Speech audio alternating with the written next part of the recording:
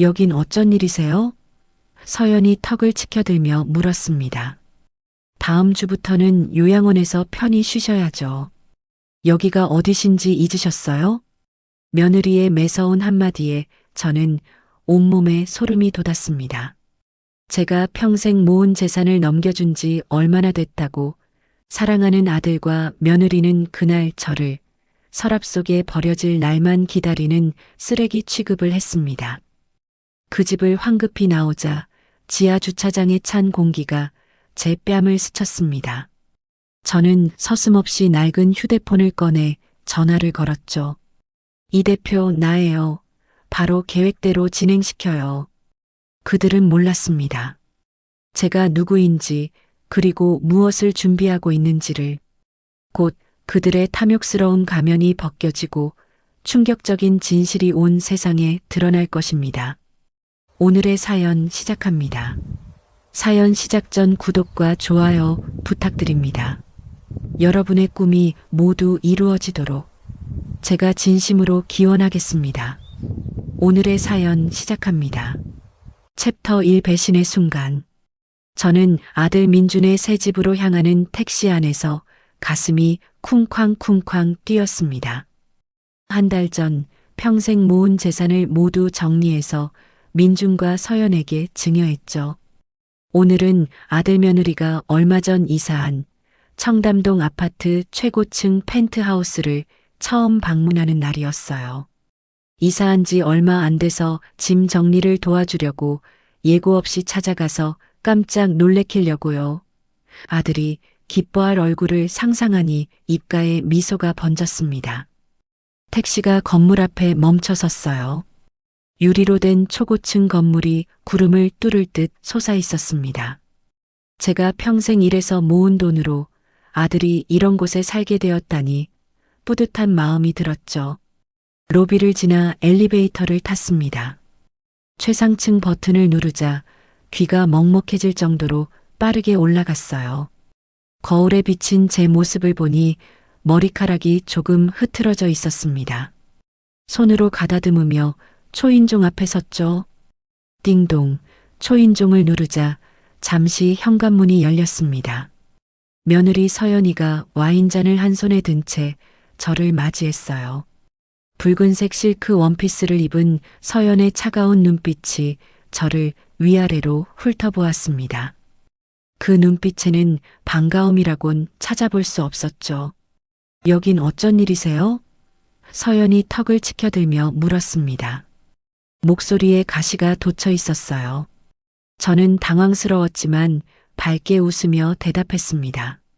새집 구경도 하고 너희들 얼굴도 보고 싶어서 왔지. 어머니, 요즘 기억력도 안 좋으신데 혼자 다니시면 안 돼요. 서연이 갑자기 큰 소리로 말했습니다. 거실에서 웅성거리는 소리가 들렸어요. 화려한 샹들리에 아래 서연의 친구들이 모여 있었습니다. 각자 와인잔을 들고 있었죠. 그들의 시선이 일제히 저에게 쏠렸어요. 호기심과 동정이 뒤섞인 눈빛들이었습니다. 어머, 어머님 오셨네. 한 여자가 말했습니다. 네, 저희 시어머니세요. 서연이 한숨을 쉬며 대답했어요. 요즘 좀 이상하셔서 걱정이에요. 제 얼굴이 화끈거렸습니다. 마치 구경거리가 된 것 같았어요. 거실 안쪽에서 민준이 모습을 드러냈습니다. 회색 캐시미어 스웨터를 입은 아들은 불안한 표정을 짓고 있었죠. 엄마, 갑자기 왜? 민준이 머뭇거리며 말했습니다. 아들아, 엄마가 집도 보고 너희들도 보고 싶고 해서 왔어. 내가 준 돈으로 좋은 집 샀구나. 제가 다가가려 하자 민준이 한 걸음 뒤로 물러섰어요. 서연이 제 팔을 붙잡았습니다. 날카로운 손톱이 제 팔을 파고들었어요. 어머니, 손님들 앞에서 이러시면 곤란해요. 아들 나이가 몇인데? 서연이 이를 악물고 속삭였습니다. 그리고는 친구들을 향해 밝게 웃으며 큰 소리로 말했어요. 어머니가 요즘 깜빡깜빡하셔서 우리에게 돈 준 걸로 착각하시나 봐요. 뭔 소리야? 내가 너희한테 다 준 거잖아. 제가 항의했습니다. 서연이 제 귀에 대고 차갑게 속삭였어요. 다음 주부터는 요양원에서 편히 쉬셔야죠. 여기가 어디신지 잊으셨어요? 제 온몸에 소름이 돋았습니다. 마치 얼음물을 뒤집어 쓴 것 같았어요. 요양원이라니, 그것도 다음 주부터라니. 왜 요양원에 가야 한다는 거죠? 내가 왜 요양원에 가야 해? 나 아직 멀쩡해. 저는 서연의 손을 뿌리치며 소리쳤습니다.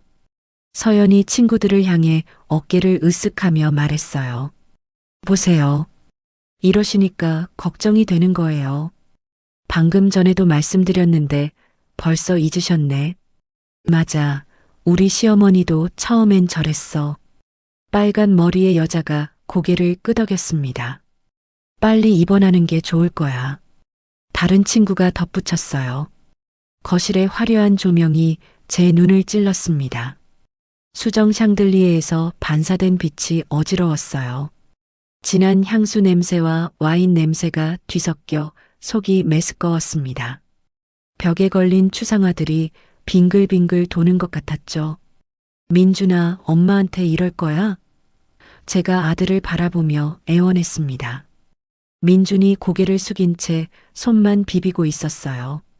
아내의 눈치를 살피는 모습이 한심해 보였습니다. 엄마를 위한 일이야. 민준이 겨우 입을 열었어요. 서연이 말이 맞아. 요양원에 가는 게 나을 거야. 제 다리에 힘이 풀렸습니다. 무릎이 덜덜 떨렸어요. 평생 키운 아들이, 제가 모든 것을 다 준 아들이 저를 버리는 순간이었습니다. 가슴이 칼로 베이는 것처럼 아팠어요. 너, 정말 그럴 거니? 제 목소리가 갈라졌습니다. 엄마도 편하잖아. 전문가들이 돌봐드리니까. 민준이 시선을 피하며 말했어요. 제가 얼마나 아들을 위해 살았는지 새벽부터 일어나 도시락을 싸주고 학원비를 대느라 제 옷 한 벌 제대로 못 샀던 시절이 떠올랐습니다. 그런데 이제 와서 저를 요양원에 버리려고 하다니요. 좋아, 알았어. 내가 나가면 되지. 저는 비틀거리며 현관을 향해 걸었습니다. 어머니, 혼자 가시면 위험해요. 서연이 뒤에서 말했어요. 운전기사를 불러드릴게요. 필요 없어. 제가 손을 휘저으며 외쳤습니다. 현관문을 열고 나서는 순간 뒤에서 킥킥거리는 웃음소리가 들렸어요. 제 등 뒤에서 저를 비웃는 소리였죠. 문이 쿵 닫히는 소리가 제 가슴에 대못을 박는 것 같았습니다. 복도를 걸어 엘리베이터 앞에 섰어요. 버튼을 누르는 손가락이 바들바들 떨렸습니다. 엘리베이터 문이 열리자 안으로 들어갔죠. 거울에 비친 제 얼굴은 창백했어요. 눈가에 주름이 깊게 패여 있었습니다. 이게 현실이구나. 제 마음속으로 생각했어요. 내가 모든 것을 준 보답이 이거구나. 엘리베이터가 아래로 내려가는 동안 눈물이 볼을 타고 흘렀습니다. 하지만 남은 자존심이라도 지키고 싶어서 손등으로 닦아냈어요. 제 손가락에 오래된 반지가 눈에 들어왔습니다. 남편이 저 세상 갈 때 마지막으로 준 선물이었죠. 여보, 당신이 살아있었다면 이런 일은 없었겠죠? 반지를 쓰다듬으며 속으로 물었습니다. 지하 주차장에 도착했어요. 문이 열리자 차가운 공기가 폐를 파고들었습니다. 텅 빈 주차장에는 제 발소리만 메아리 쳤어요. 형광등이 깜빡이며 불안정한 빛을 내뿜고 있었죠. 주차장 구석의 콘크리트 벽에 기대어 섰습니다. 차가운 벽이 등에 닿자 정신이 조금 들었어요. 주변을 둘러봤습니다. 감시 카메라도 없는 구석이었죠. 깊은 숨을 들이마시고 천천히 내쉬었어요. 진정해야 해. 지금이 바로 그때야. 제가 스스로에게 말했습니다. 겉옷 안주머니 깊숙한 곳에 손을 넣었어요. 그곳에는 아무도 모르는 제 비밀이 숨어 있었죠. 낡고 오래된 폴더폰이 손에 잡혔습니다. 이 전화기는 특별한 용도로만 사용하는 것이었어요. 뚜껑을 열고 전원을 켰습니다. 화면에 불이 들어오는데 시간이 좀 걸렸죠. 저장된 연락처는 단 하나뿐이었습니다. 이 대표라는 이름이 작은 화면에 떴어요. 잠시 망설였습니다. 한번 시작하면 돌이킬 수 없는 길이었으니까요. 하지만 방금 전 서연과 민준의 모습이 떠올랐죠. 저를 치매 환자 취급하며 쓰레기통에 버리려는 그들의 차가운 눈빛이 말이에요. 통화 버튼을 눌렀습니다. 신호음이 울렸어요. 한 번, 두 번, 세 번. 낮고 침착한 남자 목소리가 들렸습니다. 주차장에 찬 공기가 제 숨결과 함께 하얗게 퍼졌어요. 멀리서 차량이 지나가는 소리가 희미하게 들렸죠. 이 대표 나예요. 제 목소리는 이제 전혀 떨리지 않았습니다. 방금 그들의 진심을 확인했어요. 무슨 일이 있으셨습니까? 이 대표가 조심스럽게 물었어요. 내가 준 돈으로 구매한 펜트하우스에 갔더니 나를 치매 환자 취급하더군요. 제가 차분하게 설명했습니다. 다음 주에 요양원으로 보낸다고 했어요. 전화기 너머로 잠깐의 침묵이 흘렀습니다. 예상했던 그대로네요. 저는 입술을 깨물며 말했어요. 우리가 준비한 그 계획, 이제 시작할 때가 된 것 같아요. 알겠습니다. 이 대표의 목소리에 결의가 담겨 있었습니다. 계획대로 진행하세요. 제가 단호하게 지시했습니다. 모든 준비는 끝났죠? 물론입니다. 신호만 주시면 바로 실행할 수 있습니다. 저는 마지막으로 깊은 숨을 들이마셨어요. 이제 후회는 없었습니다. 그럼 시작하세요. 제가 누군지 그들에게 똑똑히 보여줄 때가 왔어요. 전화를 끊고 폴더폰을 다시 주머니 깊숙이 넣었습니다. 주차장의 차가운 바람이 제 얼굴을 스쳤어요. 하지만 제 마음은 이상하게도 평온했죠. 천천히 주차장을 걸어 나갔습니다. 제 발걸음은 더 이상 비틀거리지 않았어요. 오히려 단단하고 확고했죠. 서연아, 민준아, 너희는 큰 실수를 했어. 마음속으로 말했습니다. 챕터 2 감시의 시작. 다음 날 아침 현관 초인종이 울렸습니다. 저는 거실 소파에 앉아 차를 마시고 있었어요. 벽시계가 정확히 9시를 가리키고 있었죠. 문을 열자 단정한 회색 정장을 입은 중년 여성이 서 있었습니다. 깔끔하게 빗어넘긴 머리와 무표정한 얼굴이 인상적이었어요. 안녕하세요. 전 정미숙이라고 합니다. 여자가 고개를 숙이며 인사했어요. 서연 사모님이 보내셨습니다. 앞으로 어머님을 돌봐드리게 되었어요. 저는 속으로 냉소를 지었지만 겉으로는 멍한 표정을 지었습니다. 서연이가 왜 갑자기? 제가 일부러 더듬거리며 물었어요. 어머님 혼자 계시는 게 걱정되신다고 하더라고요.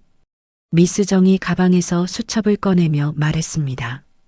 제가 매일 와서 식사도 챙겨드리고 집안일도 도와드릴게요. 미스 정이 현관으로 들어오자마자 집안을 둘러보기 시작했어요. 예리한 눈빛이 거실을 스캔하듯 훑었죠.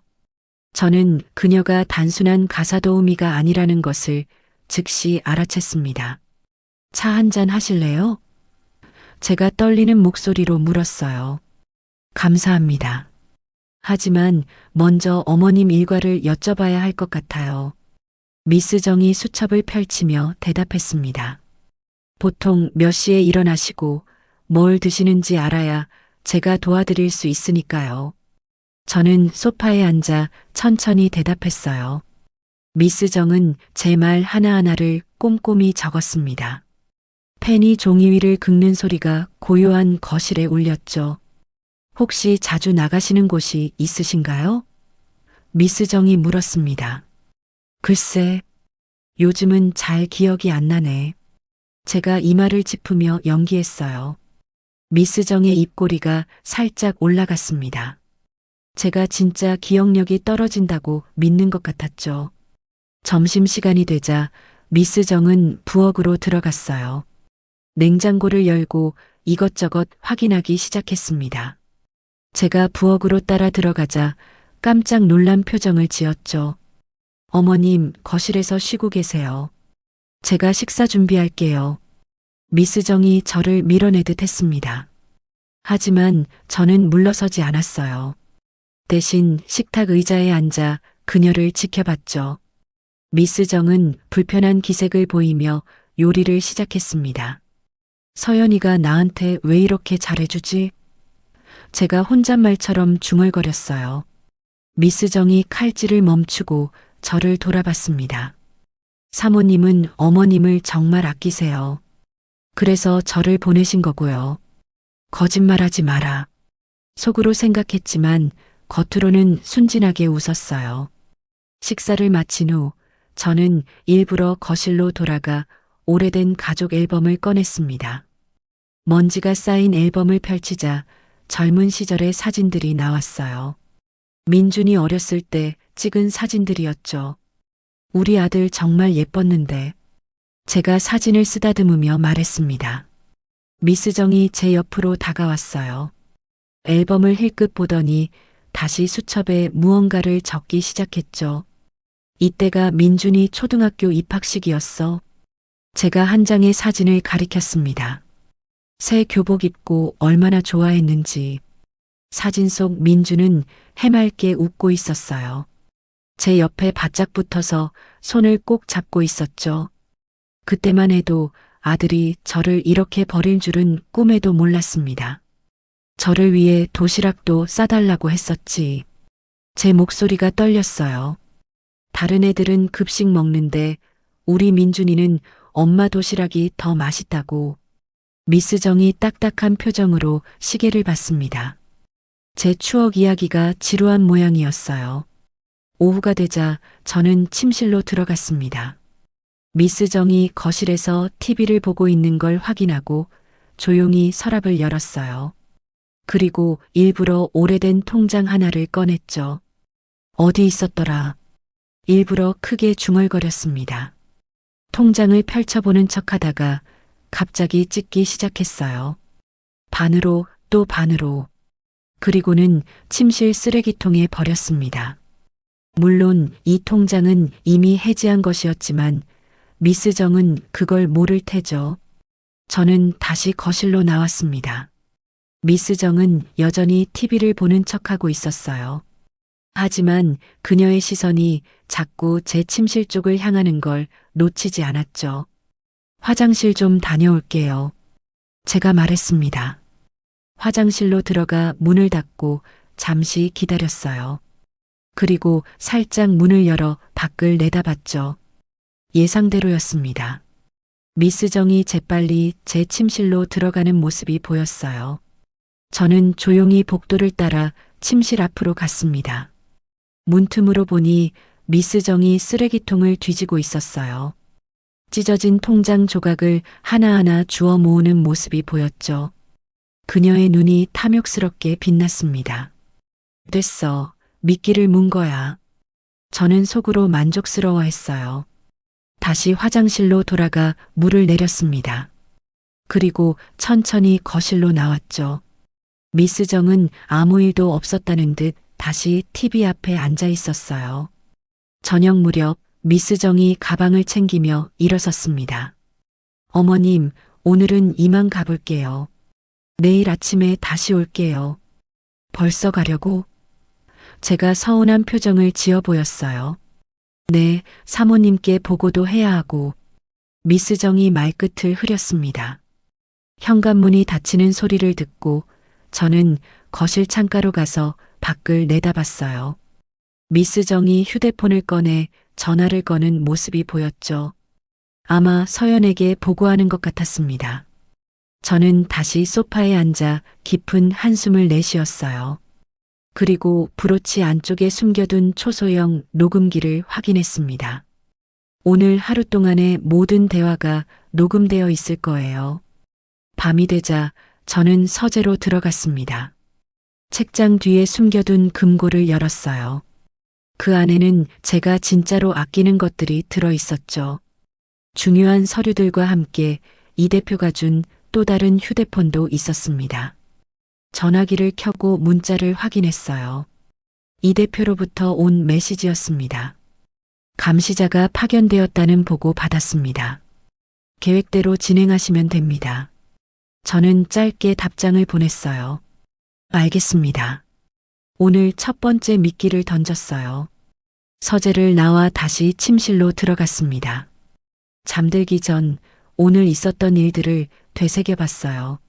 미스 정의 감시하는 눈빛, 통장 조각을 줍는 탐욕스러운 손길, 그리고 서연에게 보고하는 모습까지. 이제 시작이야. 마음속으로 다짐했습니다.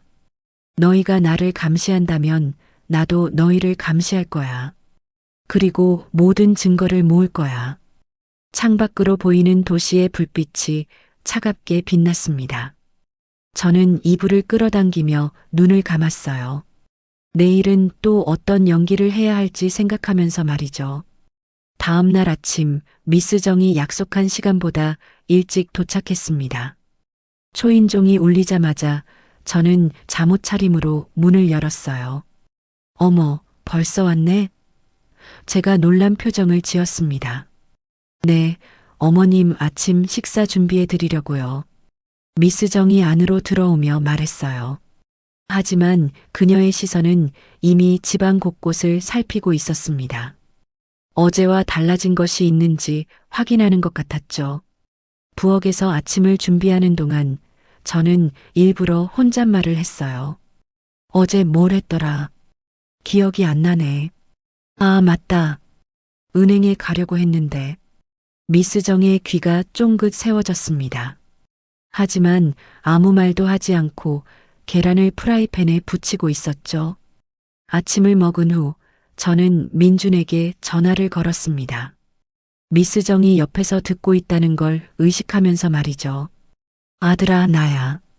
제가 떨리는 목소리로 말했어요. 엄마, 무슨 일이야? 민준의 목소리가 귀찮다는 듯 들렸습니다. 내 아내가 나를 자꾸 이상하게 봐. 나 아직 멀쩡한데. 엄마, 그런 소리 하지 마. 서연이는 엄마를 위해서 그러는 거야.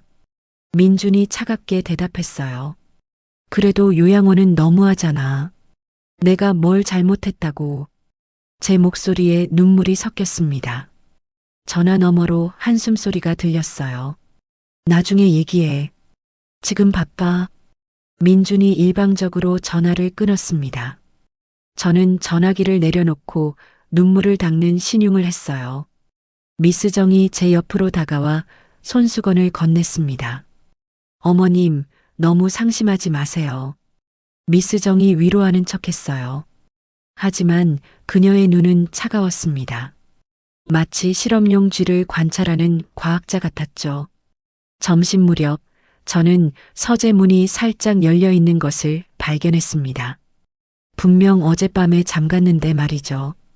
안으로 들어가 보니 책상 위의 서류들이 어제와 다른 위치에 놓여 있었어요. 누군가 뒤진 거야. 직감적으로 알 수 있었습니다. 하지만 중요한 것들은 모두 금고 안에 있었으니 문제 없었죠. 오히려 이것도 좋은 증거가 될 거예요. 서연이 제 금융 정보를 캐내려 한다는 증거 말이죠. 챕터 사막행의 목격. 일주일이 지난 어느 날 아침, 저는 이 대표로부터 암호화된 메시지를 받았습니다. 오늘 오후 2시 강남 프렌치 레스토랑 라벨르. 중요한 장면을 놓치지 마십시오. 미스 정은 여느 때처럼 아침 일찍 도착했어요. 저는 평소보다 더 멍한 표정을 지으며 소파에 앉아 있었죠.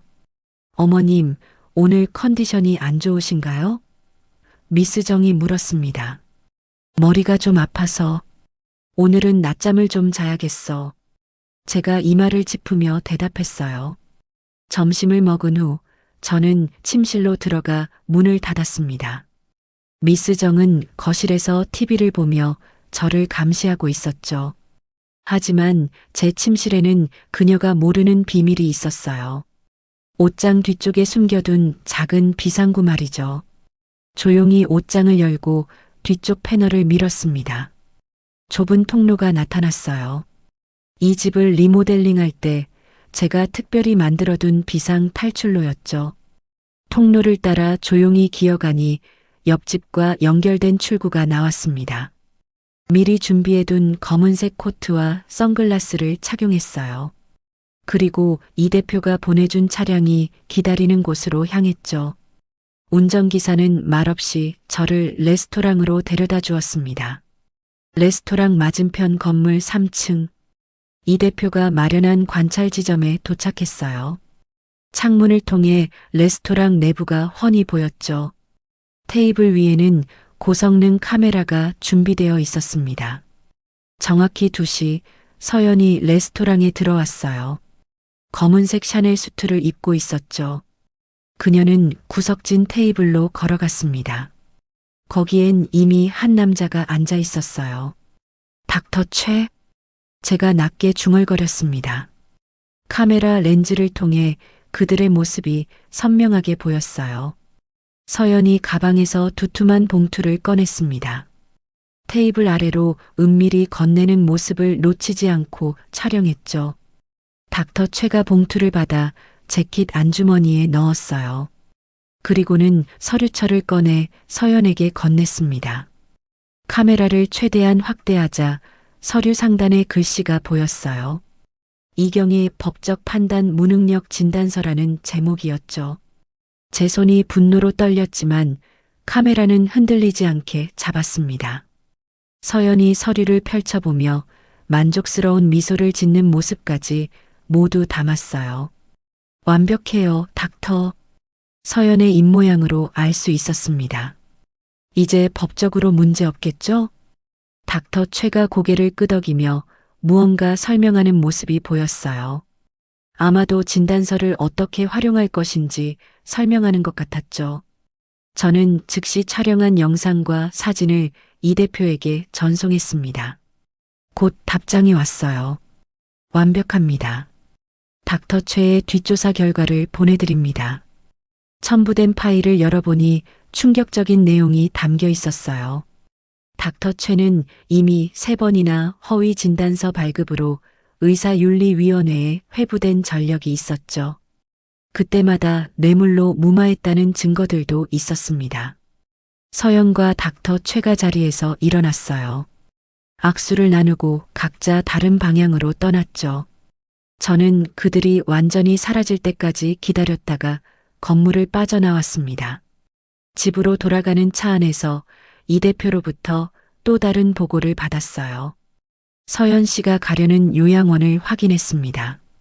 그린힐 실버 케어라는 곳인데 서연 씨의 사촌 명의로 되어 있습니다. 더 파보니 서연 씨가 실소유주고 입소자들의 재산을 빼돌리는 수법을 쓰고 있었습니다. 제 등골에 소름이 돋았어요.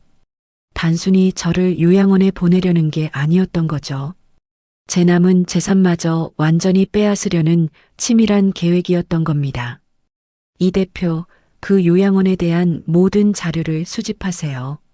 제가 지시했습니다. 피해자들의 증언도 확보하고요. 알겠습니다, 회장님. 다시 비밀 통로를 통해 집으로 들어왔어요.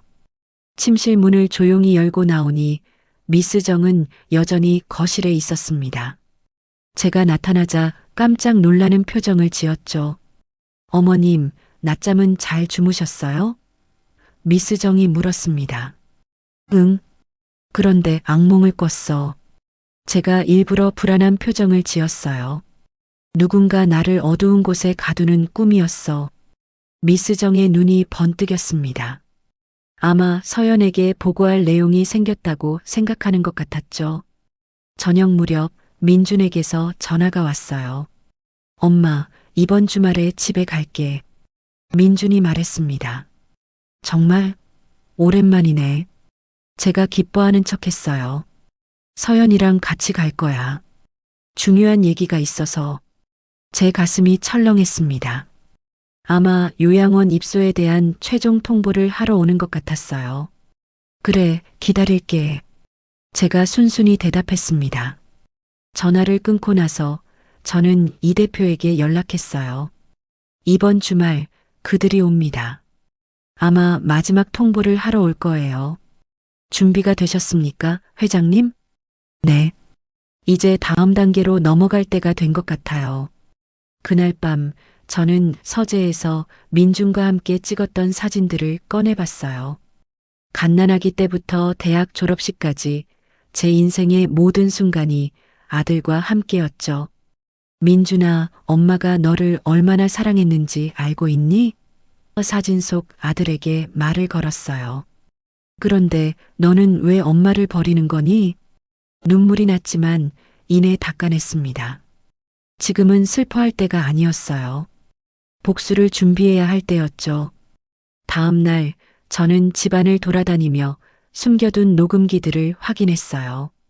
거실, 부엌, 현관, 모든 곳에 초소형 녹음 장치가 설치되어 있었죠. 이번 주말 그들이 하는 모든 말을 빠짐없이 기록할 겁니다. 또한 이 대표로부터 충격적인 추가 정보를 받았어요. 회장님, 공익재단 명의로 남겨두신 마지막 부동산이 있지 않습니까? 서연 씨가 그것마저 노리고 있습니다. 이미 매수자 명의를 자신으로 한 계약서 초안을 준비했더군요. 예상했던 대로네요. 제가 차분히 대답했어요. 그 계약서, 우리가 준비한 함정 조항이 들어간 것으로 바꿔치기 할 수 있겠죠? 물론입니다. 이미 준비되어 있습니다. 저는 창밖을 바라봤어요. 어두운 하늘에 먹구름이 끼어 있었죠. 폭풍이 오기 전에 고요함 같았습니다. 서연아, 민준아, 너희는 내가 가진 모든 것을 빼앗으려 하는구나. 마음속으로 말했어요. 하지만 너희가 모르는 게 있어. 사냥꾼과 먹이 중 누가 누구인지 말이야. 침실로 돌아가 옷장을 열었어요. 안쪽 깊은 곳에 숨겨둔 검은색 정장을 꺼내봤습니다. 제가 회장이었을 때 입던 옷이었죠. 곧 이 옷을 다시 입을 날이 올 거예요. 그리고 그날 모두가 진실을 알게 될 겁니다. JK그룹의 이경희 회장이 얼마나 무서운 사람인지를 말이죠. 챕터 4 증거 수집의 완성. 주말이 다가왔습니다. 토요일 오전 미스 정이 평소보다 일찍 도착했어요. 표정이 들떠 있었죠. 어머님, 오늘 도련님이 오신다고 들었어요. 미스 정이 거실을 정리하며 말했습니다. 그래, 민준이가 온다고 했나? 제가 일부러 헷갈려하는 표정을 지었어요. 미스 정의 눈빛에 동정심이 스쳤습니다. 아마도 제 기억력이 정말 나빠졌다고 확신하는 것 같았죠. 점심 무렵 현관문이 열렸어요. 민준과 서연이 들어왔습니다. 서연은 명품 가방을 들고 있었고 민준은 서류 가방을 들고 있었죠. 엄마, 잘 지냈어? 민준이 어색하게 인사했습니다. 어머니, 안녕하세요. 서연이 형식적으로 고개를 숙였어요. 거실에 앉자마자 서연이 미스 정에게 눈짓을 했습니다. 미스 정은 고개를 끄덕이며 부엌으로 사라졌죠. 엄마, 우리가 오늘 온 이유는 민준이 말을 시작했어요. 차나 한잔하면서 얘기하자. 제가 일어나려 했습니다. 앉아 계세요, 어머니. 서연이 차갑게 말했어요. 중요한 얘기니까 집중해서 들으셔야 해요. 민준이 서류 가방을 열었습니다. 여러 서류들이 보였죠. 그 중에는 제가 며칠 전 목격했던 그 진단서도 있었어요. 엄마, 이게 뭔지 알아? 민준이 서류를 보여주며 물었습니다. 제가 고개를 갸웃거리자 서연이 나서서 설명했어요. 어머니의 건강 상태에 대한 전문의 소견서예요. 닥터 최가 작성한 거죠. 닥터 최? 누구야? 제가 멍한 표정으로 물었습니다. 서연의 입꼬리가 올라갔어요. 제가 정말로 의사를 만난 것도 기억 못한다고 생각하는 것 같았죠. 어머니, 지난주에 병원 가셨잖아요. 서연이 거짓말을 했습니다. 기억 안 나세요? 저는 고개를 저었어요. 물론 병원에 간 적이 없었지만 그들의 거짓말에 속아주는 척했죠. 여기 보세요. 민준이 진단서를 읽기 시작했어요. 중증 치매 초기, 인지 능력 저하, 판단력 상실. 엄마, 이대로는 혼자 생활하기 어려워. 제 가슴 속에서 분노가 끓어올랐지만 겉으로는 두려워하는 표정을 지었어요. 나 치매야? 떨리는 목소리로 물었습니다. 네, 어머니. 서연이 단호하게 말했어요. 그래서 저희가 좋은 요양원을 알아봤어요. 그린힐 실버 케어라고 시설도 좋고 전문 의료진도 있어요. 제 브로치 안에 숨겨진 녹음기가 모든 대화를 기록하고 있었어요. 그들이 허위 진단서를 근거로 저를 속이는 모든 과정이 증거로 남고 있었죠. 싫어. 나 집에 있을래. 제가 고개를 저으며 말했습니다. 엄마, 이건 엄마를 위한 거야. 민준이 제 손을 잡으려 했지만 저는 뿌리쳤어요. 그때 제 시선이 민준의 서류 가방에 머물렀습니다. 살짝 열린 틈 사이로 익숙한 문서가 보였어요. 공익재단 부동산 매매계약서라는 제목이었죠. 화장실 좀. 제가 비틀거리며 일어났습니다. 화장실로 가는 척하다가 일부러 민준의 가방 옆에서 비틀거렸어요. 가방이 쓰러지면서 서류들이 바닥에 흩어졌죠. 아이고, 미안. 제가 허둥지둥 서류를 줍는 척했습니다. 그 순간 매매계약서를 자세히 볼 수 있었어요. 예상대로 서연이 매수자로 되어 있었고 제가 남겨둔 마지막 부동산을 헐값에 사들이려는 내용이었죠. 어머니, 그냥 두세요. 서연이 급히 서류를 빼앗았어요. 하지만 이미 늦었습니다.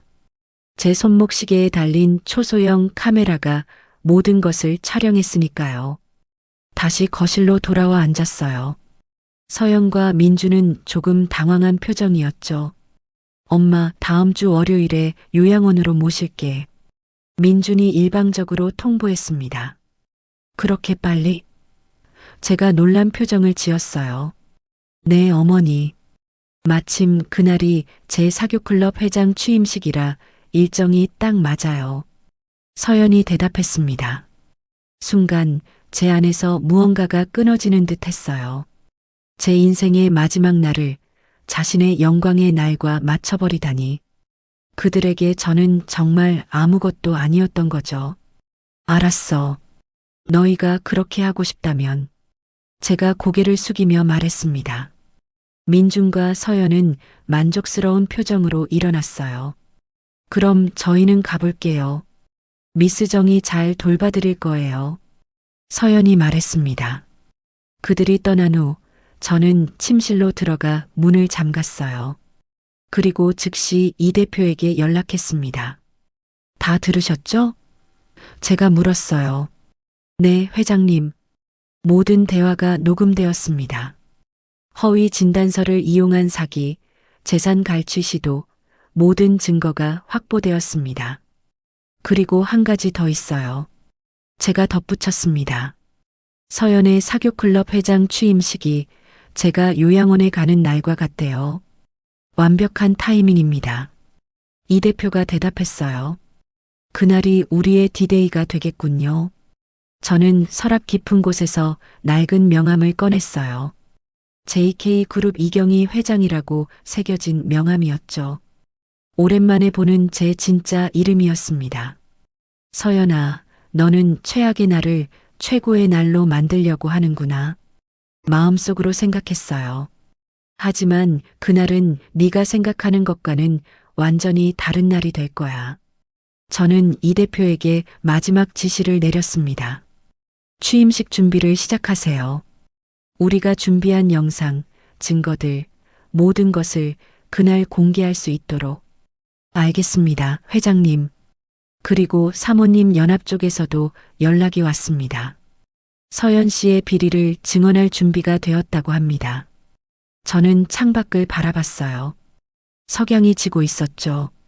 마치 제 인생의 한 장이 끝나가는 것 같았습니다. 하지만 곧 새로운 장이 시작될 거예요. 그날 밤 저는 오랜만에 깊은 잠을 잤습니다. 모든 준비가 끝났으니까요. 이제 남은 것은 실행뿐이었죠. 꿈속에서 돌아가신 남편을 만났어요. 여보, 잘하고 있어. 남편이 따뜻하게 웃으며 말했습니다. 우리 아들이 잘못된 길로 갔지만 당신이 바로 잡아줄 거야. 고마워요. 당신이 있었다면 이런 일은 없었을 텐데. 아니야. 이것도 다 민준이가 성장하는 과정이야. 당신은 훌륭한 엄마야. 꿈에서 깨어났을 때 제 뺨에는 눈물 자국이 남아 있었어요. 하지만 마음은 평온했죠. 이제 정말로 준비가 끝났으니까요. 다음 날 미스 정이 평소와 다른 표정으로 왔어요. 뭔가 들뜬 것 같았죠. 어머니, 곧 좋은 곳으로 가시게 될 거예요. 미스 정이 의미심장하게 말했습니다. 그래, 어디로 가는데? 제가 순진하게 물었어요. 미스 정은 대답 대신 미소만 지었습니다. 아마 서연에게서 요양원 얘기를 들었겠죠. 저는 거실 구석에 숨겨둔 비상 탈출용 가방을 확인했어요. 안에는 위조 신분증, 현금, 그리고 가장 중요한 증거 파일들이 들어 있었죠. 이제 정말 끝이 보여. 마음속으로 다짐했습니다. 서연아, 민준아, 너희가 나를 어떻게 대했는지 온 세상이 알게 될 거야. 챕터 5 숨겨진 정체의 귀환. 월요일 새벽 저는 미스 정이 오기 전에 집을 나섰습니다. 비상 탈출용 가방을 들고 비밀 통로를 통해 빠져나왔죠. 이 대표가 보낸 검은색 세단이 골목 끝에서 기다리고 있었어요. 회장님 오셨습니까? 운전기사가 문을 열어주었습니다. 차는 도심을 벗어나 한적한 곳으로 향했어요. 30분쯤 달려 도착한 곳은 겉보기엔 평범한 2층 주택이었지만 사실은 이 대표가 준비한 안전가옥이었죠. 현관문이 열리자 이 대표가 깊이 고개를 숙였습니다. 회장님, 어서 오십시오. 안으로 들어가니 김 비서를 비롯한 5명의 직원들이 일제히 일어났어요. 회장님, 그들이 한 목소리로 인사했습니다. 저는 고개를 끄덕이며 응접실로 들어갔어요.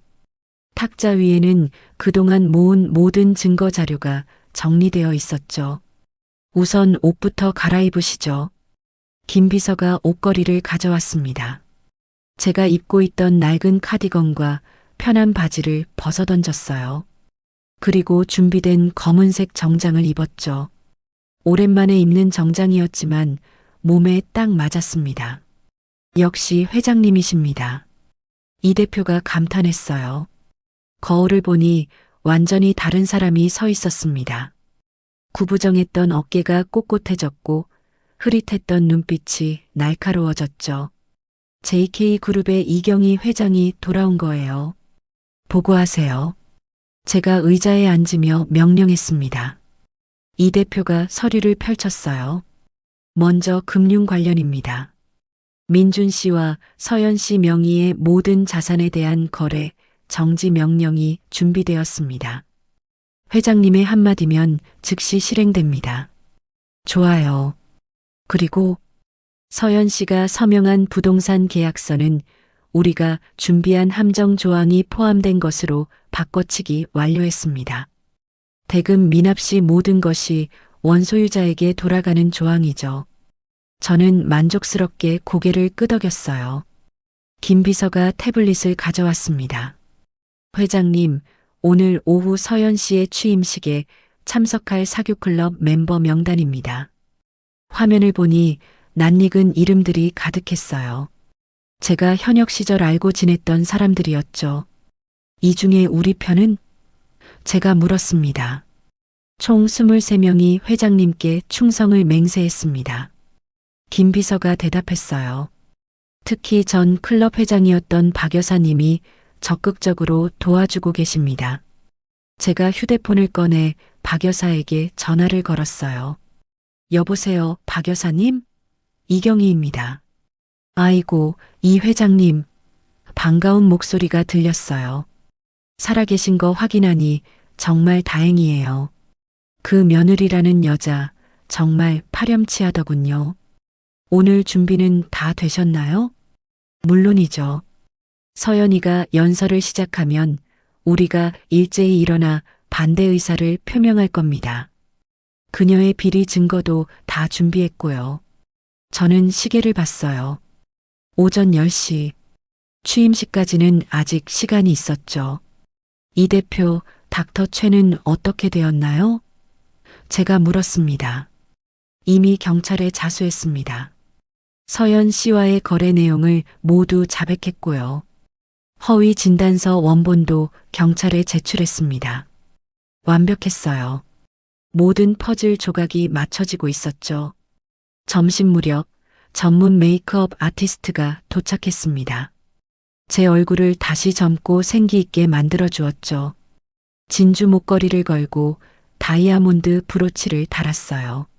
서연이 팔아치운 줄 알았던 그 브로치를 제가 다시 사서 보관하고 있었던 거죠. 회장님, 영상 자료 최종 점검이 끝났습니다. 기술팀 직원이 보고했어요. 취임식장 메인 스크린에 송출할 준비가 완료됐습니다. 제가 노트북 화면을 확인했어요. 서연이 저를 모욕하는 장면, 허위 진단서를 받는 장면, 제 재산을 노리고 음모를 꾸미는 장면들이 편집되어 있었죠. 탐욕의 덫이라는 제목이 붙어 있었습니다. 오후 3시 출발 시간이 되었어요. 회장님, 민준 씨에게 마지막 기회를 주시겠습니까? 이 대표가 조심스럽게 물었습니다. 저는 잠시 생각했어요. 그리고 휴대폰을 꺼내 민준에게 문자를 보냈죠.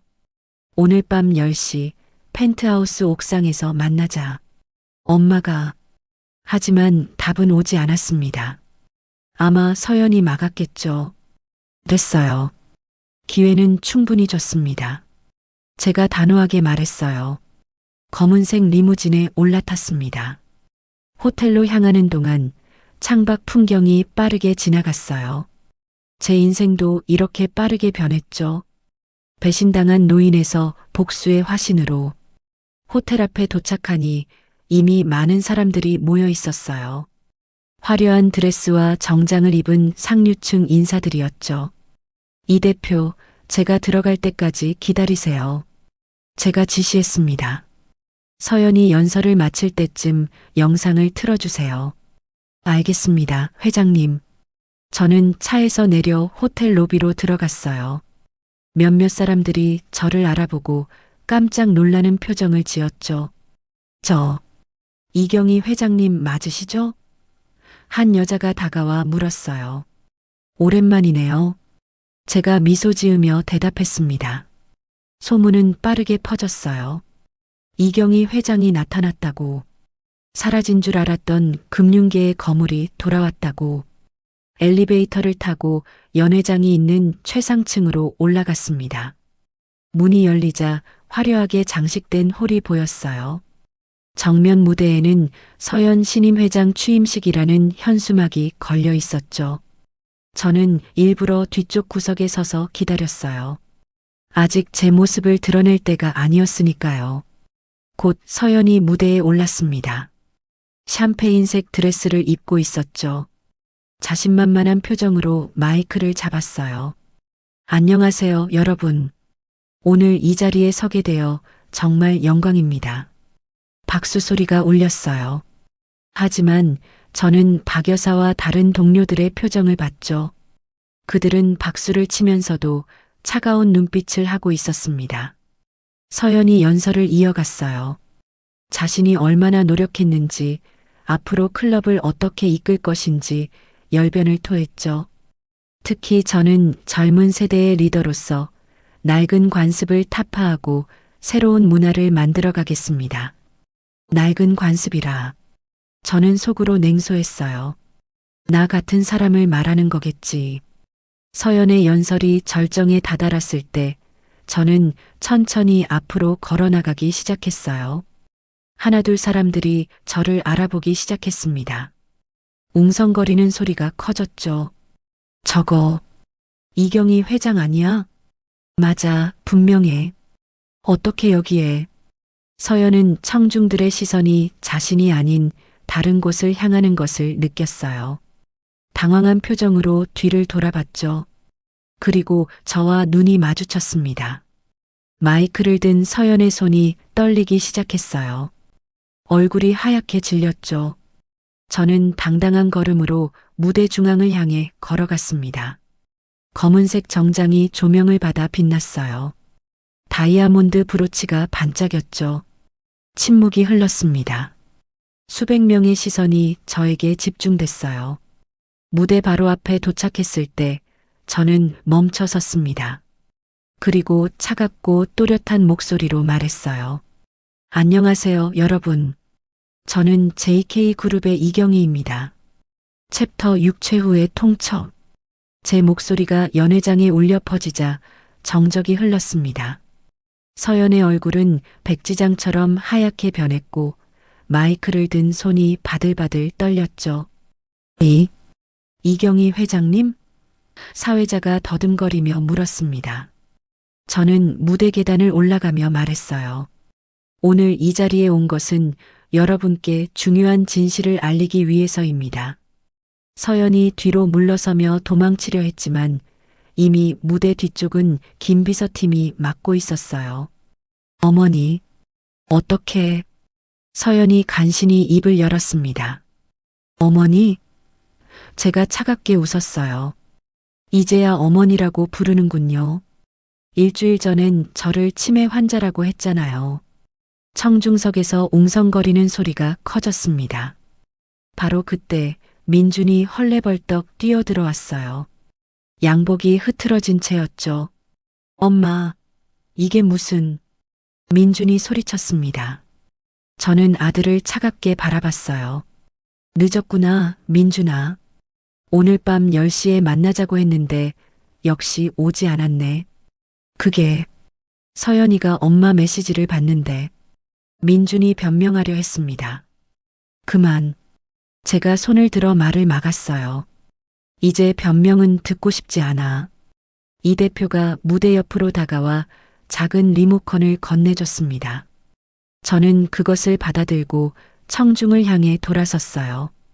여러분, 지금부터 보여드릴 영상은 제가 지난 한 달간 수집한 증거입니다. 리모컨 버튼을 누르자 연회장의 대형 스크린에 영상이 나타났어요. 첫 장면은 서연이 닥터 최에게 돈봉투를 건네는 모습이었습니다. 선명한 고화질 영상에 날짜와 시간이 표시되어 있었죠. 저건 서연이 헐떡이며 스크린을 봤어요. 다음 장면은 녹음된 대화였습니다. 서연의 목소리가 연회장에 울려 퍼졌어요. 어머니를 빨리 요양원에 보내야 해요. 법적 무능력자로 만들면 남은 재산도 다 우리 것이 되니까. 청중들 사이에서 경악의 탄성이 터져나왔습니다. 거짓말이야. 조작이야. 서연이 비명을 질렀어요. 하지만 영상은 계속됐습니다. 서연이 제 다이아몬드 브로치를 몰래 팔아넘기는 장면, 허위 진단서를 들고 좋아하는 모습, 친구들과 저를 조롱하는 대화까지. 이제 믿으시겠습니까? 제가 마이크를 잡고 말했어요. 이 여자는 시어머니를 속여 재산을 빼앗고 치매 환자로 몰아 요양원에 가두려 했습니다. 박 여사가 일어났어요. 저도 증언하겠습니다. 서연 씨는 클럽 회장이 되기 위해 부정한 방법을 썼어요. 이어서 다른 회원들도 하나둘 일어났죠. 맞아요. 뇌물을 줬어요. 협박도 했고요. 자격이 없는 사람이에요. 서연은 무대 위에서 고립됐어요. 민준조차 멀찍이 떨어져 서서 아내를 바라보고 있었죠. 그리고 한 가지 더. 제가 서류를 꺼내 들었어요. 서연 씨, 당신이 서명한 이 부동산 계약서 기억하시죠? 서연의 눈이 휘둥그레졌어요. 이 계약서에는 특별한 조항이 있습니다. 제가 큰 소리로 읽었어요. 계약금 미납 시 모든 권리는 원소유자에게 귀속되며 기존 채무까지 승계한다. 뭐라고? 서연이 더듬거렸어요. 당신이 욕심내던 그 부동산, 사실은 300억 원의 채무가 딸려 있는 물건이었어요. 제가 설명했죠. 당신 이름으로 계약했으니 이제 그 빚은 모두 당신 것입니다. 서연이 휘청거렸어요. 민준이 달려가 아내를 붙잡았지만 이미 모든 게 끝난 뒤였죠. 그리고 민준아, 제가 아들을 불렀어요.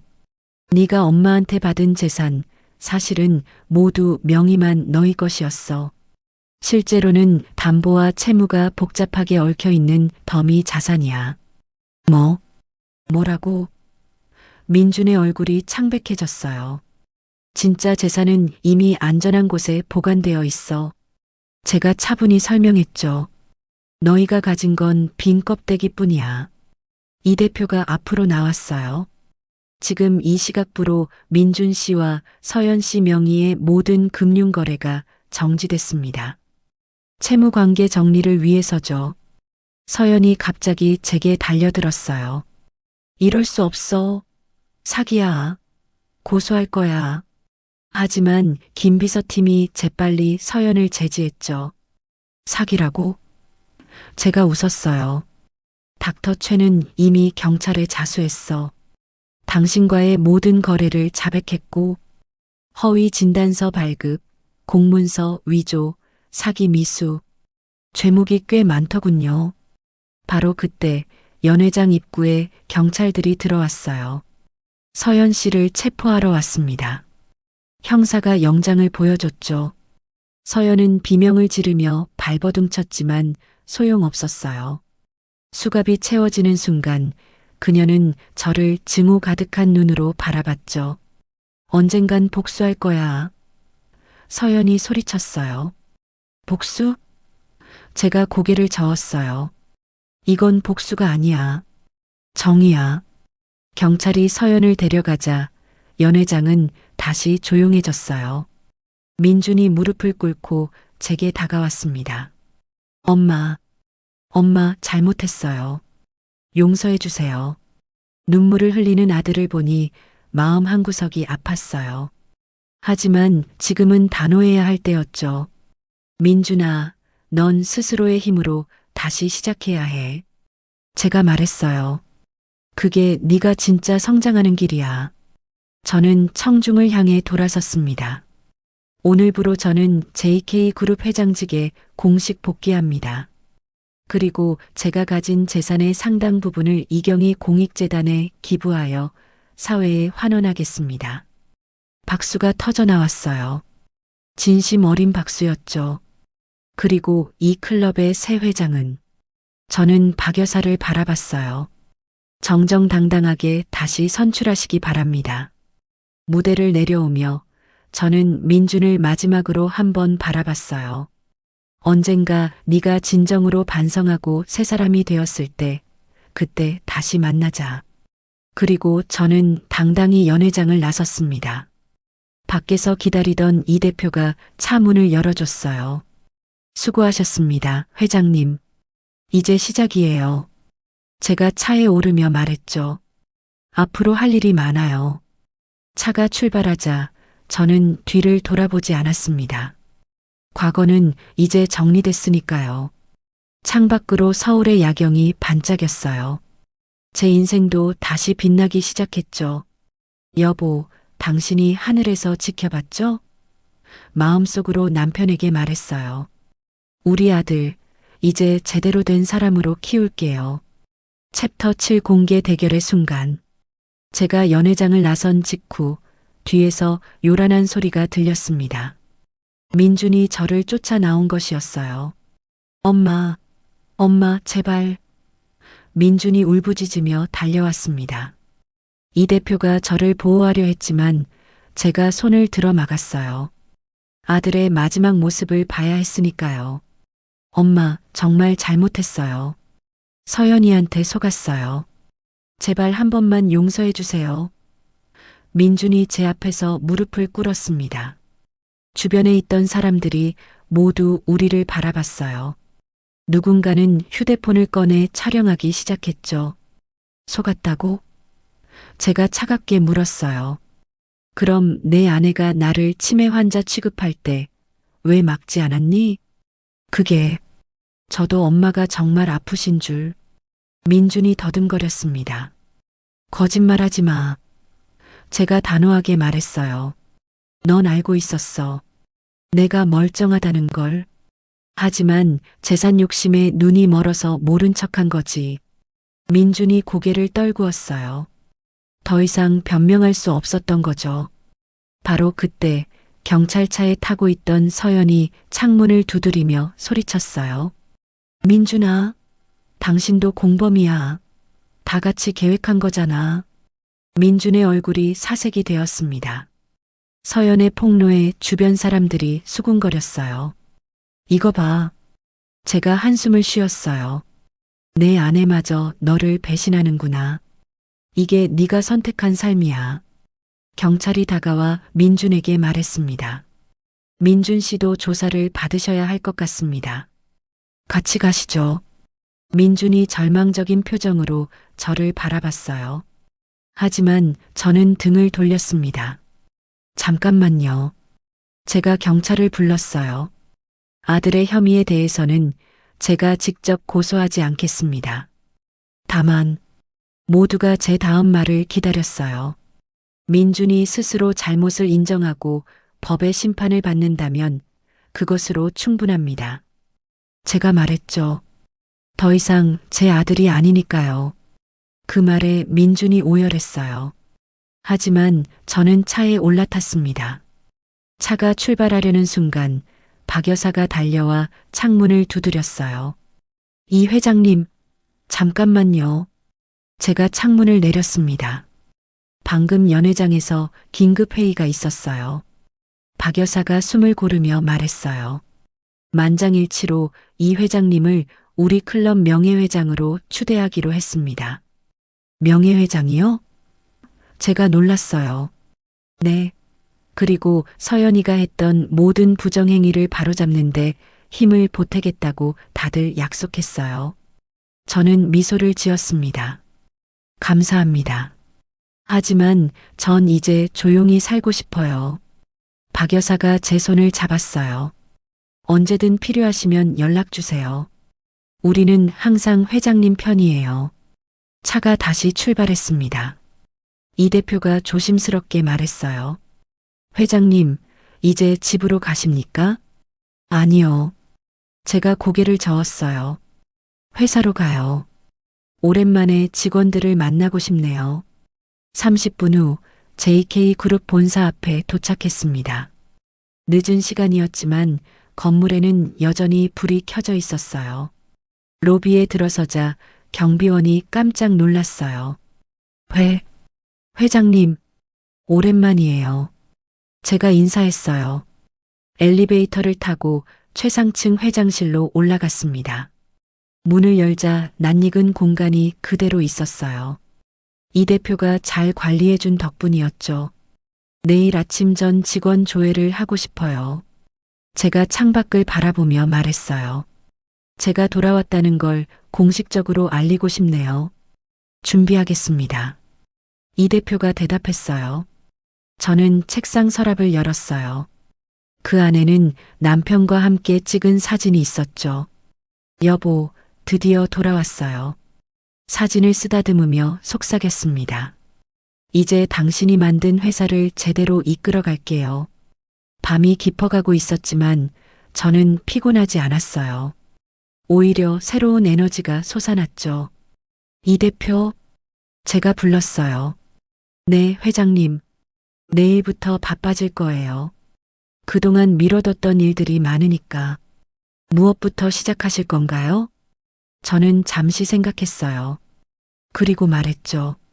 우선 서연이가 운영하던 그 요양원부터 조사해요. 피해자들을 구제하고 제대로 된 요양시설로 바꿔야겠어요. 좋은 생각이십니다. 그리고 저는 창밖의 야경을 바라봤어요. 민준이를 위한 작은 선물을 준비해 주세요. 이 대표가 놀란 표정을 지었어요. 선물이요? 익명으로 창업 지원금을 보내주세요. 적은 금액이면 돼요. 제가 설명했어요. 스스로 일어설 기회는 줘야죠. 그래도 제 아들이니까. 알겠습니다. 저는 다시 의자에 앉았어요. 회장실의 큰 책상이 손에 익숙했죠. 이 대표, 커피 한 잔 할까요? 제가 물었어요. 오늘은 밤을 새울 것 같네요. 준비하겠습니다. 이 대표가 나간 사이 저는 오늘 있었던 일들을 되새겼어요. 서연의 체포, 민준의 오열, 그리고 저의 복귀. 모든 것이 영화 같았죠. 하지만 이건 영화가 아니라 현실이었어요. 그리고 이 현실을 만든 건 바로 저 자신이었죠. 이제 새로운 시작이야. 마음속으로 다짐했습니다. 과거의 상처는 묻어두고 앞으로 나아가는 거야. 창밖으로 보이는 서울의 불빛들이 제게 희망을 주는 것 같았어요. 저 불빛들처럼 저도 다시 빛날 거예요.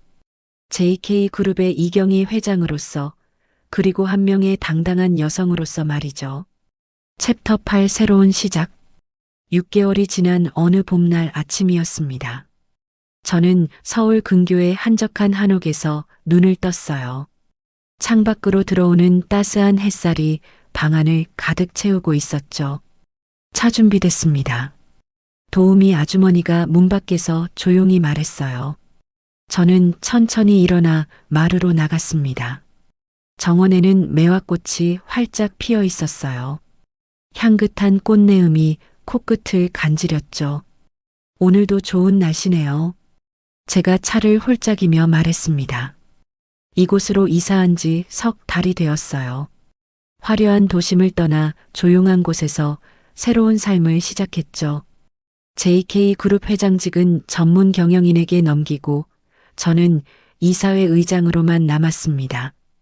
회장님, 신문 가져다 드렸습니다. 도우미 아주머니가 조간신문을 건넸어요. 경제면을 펼치니 작은 기사가 눈에 들어왔습니다. 신생 스타트업 민준테크, 첫 투자 유치 성공이라는 제목이었죠. 민준이 작은 IT 회사를 차렸다는 소식이었어요. 익명의 엔젤 투자자로부터 시드머니를 받아 시작했다고 적혀 있었죠. 잘하고 있구나. 속으로 생각했습니다. 물론 그 익명의 투자자가 누군지는 민준이 모를 거예요. 이 대표만 아는 비밀이니까요. 휴대폰이 울렸습니다. 이 대표였어요. 회장님, 오늘 오후에 공익재단 이사회가 있습니다. 참석하시겠습니까? 그럼요. 몇 시죠? 3시입니다. 그린힐 실버케어 재개원식도 같이 진행됩니다. 그린힐 실버케어. 서연이 악용했던 그 요양원이었죠. 이제는 제대로 된 노인 복지시설로 탈바꿈했습니다. 피해자들에게 보상금도 모두 지급했고요. 알겠습니다. 그때 봐요. 전화를 끊고 나서 저는 정원으로 나갔어요. 작은 텃밭에는 상추와 고추가 자라고 있었죠. 제가 직접 심은 것들이었습니다. 잘 자라고 있네. 혼잣말을 하며 물을 주었어요. 이웃집 할머니가 담장 너머로 인사했습니다. 이 사장님, 오늘도 부지런하시네요. 할머니도 안녕하세요. 제가 밝게 인사했어요. 이곳 사람들은 저를 그저 이 사장님으로만 알고 있었어요. JK그룹 회장이었다는 사실은 모르죠. 그게 더 편했습니다. 점심때가 되어 집으로 들어왔어요. 식탁 위에는 도우미 아주머니가 차려놓은 소박한 밥상이 있었죠. 된장찌개와 나물 반찬들.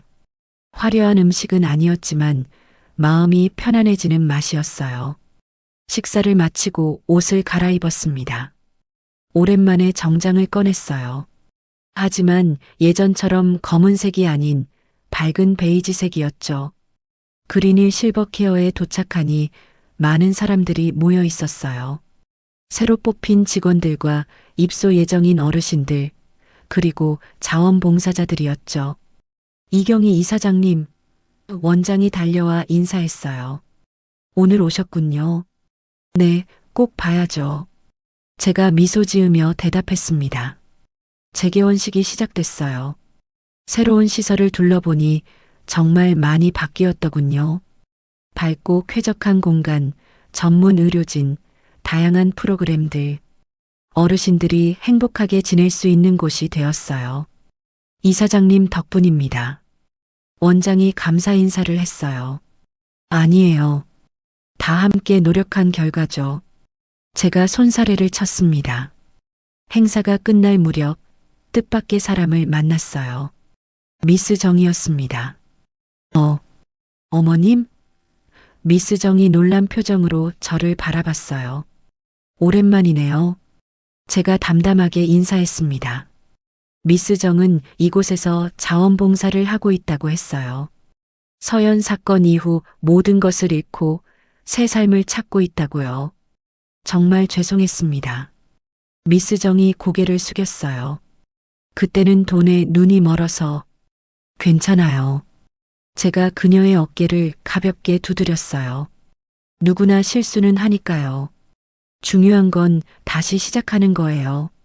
미스 정의 눈가가 촉촉해졌습니다. 집으로 돌아오는 길에 예상치 못한 전화를 받았어요. 민준이었습니다. 엄마. 전화기 너머로 민준의 떨리는 목소리가 들렸어요. 제 심장이 쿵 내려앉았습니다. 6개월 만에 듣는 아들의 목소리였으니까요. 무슨 일이니? 제가 조심스럽게 물었어요. 저 회사를 시작했어요. 작지만 정직하게 운영하고 있어요. 민준이 말을 이어갔습니다. 그리고 서연이와는 이혼했어요. 그래. 엄마, 정말 죄송해요. 제가 너무 못난 자식이었어요. 민준의 목소리에 눈물이 섞였어요. 용서는 바라지 않아요. 그저 잘 지내고 계신지 알고 싶어서 저는 한참 동안 말을 못했어요. 가슴이 먹먹했죠. 잘 지내고 있어. 겨우 대답했습니다. 너도 건강해라. 네, 엄마도 건강하세요. 전화를 끊고 나서 저는 차창 밖을 바라봤어요. 봄비가 내리기 시작했죠. 언젠가는 다시 만날 수 있겠지. 속으로 생각했습니다. 아직은 아니지만 언젠가는. 집에 도착하니 해가 뉘엿뉘엿 지고 있었어요. 마루에 앉아 차를 마시며 하루를 정리했습니다. 벽에는 민준이 어릴 때 그려준 그림이 걸려 있었어요. 우리 엄마라는 제목의 그림이었죠. 삐뚤빼뚤한 선으로 그려진 엄마의 모습이 정겹게 느껴졌습니다. 여보, 저는 하늘을 바라보며 말했어요. 우리 아들, 이제 제대로 된 길을 가고 있는 것 같아요. 당신도 기뻐하겠죠? 저녁 무렵 이 대표에게서 마지막 보고를 받았습니다. 서연 씨가 징역 3년을 선고받았습니다. 그리고 민준 씨는 혐의 없음으로 풀려났고요. 그렇군요. 제가 담담히 대답했어요. 회장님이 민준 씨를 고소하지 않으신 덕분입니다. 저는 고개를 끄덕였어요. 아무리 못난 자식이라도 엄마가 직접 감옥에 보낼 수는 없었으니까요. 밤이 깊어갔습니다. 저는 일기를 꺼내 오늘 있었던 일들을 적었어요. 오늘 민준이한테 전화가 왔다. 목소리만 들어도 많이 변한 것 같았다. 고생을 통해 철이 든 것 같아 다행이다. 언젠가 진정한 화해의 날이 올 것을 믿는다. 펜을 내려놓고 창밖을 바라봤어요. 별이 총총한 밤하늘이 아름다웠죠. 이제 제 인생의 폭풍은 지나갔습니다. 잔잔한 호수처럼 평온한 날들이 이어지고 있어요. 가끔 외로울 때도 있지만 후회는 없습니다. 정의를 위해 싸웠고 진실을 밝혔으니까요. 그리고 무엇보다 제 자신을 지켰으니까요. 이경이라는 이름으로 당당하게 살아갈 수 있게 되었으니까요. 여러분, 오늘은 평생 모은 재산을 자식에게 넘겨준 어머니가 겪은 충격적인 배신과 통쾌한 복수극을 들려드렸습니다. 때로는 가장 가까운 사람에게 가장 큰 상처를 받기도 합니다. 하지만 이경희 여사님처럼 끝까지 포기하지 않고 정의를 실현한다면 언젠가는 진실이 밝혀지고 정의가 승리하게 되죠. 이 이야기는 우리에게 중요한 교훈을 남깁니다. 진정한 효도란 무엇인지 가족의 의미가 무엇인지, 그리고 탐욕의 끝은 어떤 것인지를 말이죠. 민주는 결국 모든 것을 잃고 나서야 어머니의 사랑이 얼마나 소중한 것이었는지 깨달았습니다. 다행히 어머니의 작은 도움으로 다시 일어설 기회를 얻었지만 잃어버린 신뢰와 사랑을 되찾기까지는 오랜 시간이 걸릴 겁니다. 여러분의 부모님은 안녕하신가요? 오늘 안부 전화 한 통 드리는 건 어떨까요? 당연하다고 생각했던 가족의 사랑이 사실은 가장 소중한 보물일지도 모릅니다. 이야기를 끝까지 들어주신 분이 계시다면 잘 들었다고 댓글 하나만 남겨주세요. 감사합니다.